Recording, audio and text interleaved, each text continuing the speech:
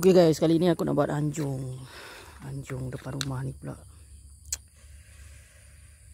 Alamak, nampaknya hari ni tukang buat rumah tak datang.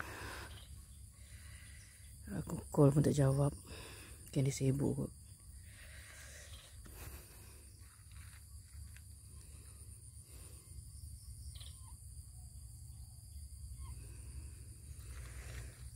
Minta-minta jom tahun ni siap ya guys. Doa-doa lah moga siap. Aku dah tak sabar nak duduk.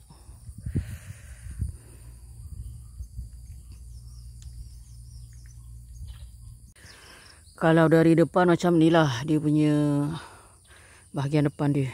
Ini bahagian depan rumah aku. Okey. Macam ni guys. Bumbung je tak ada lagi. Nak kena pasang bumbung, lepas tu buat wiring, piping, lepas tu baru plaster, 2 dalam, simen bawah. Lepas tu barulah aku pasang pintu guys. Ya Allah, banyaknya lah duit nak kena guna. Tak tahu berapa puluh ribu aku kena habiskan untuk siapkan rumah ni. Duit lagi, aku rasa anggaran dalam 30 ribu kot. Mana nak cari 30 ribu ni guys? Pening kepala otak aku. Tak ada lah. Kalau dapat duit terpijak ke, dapat duit yang runtuh ke, dapatlah 30k, siap lah rumah aku.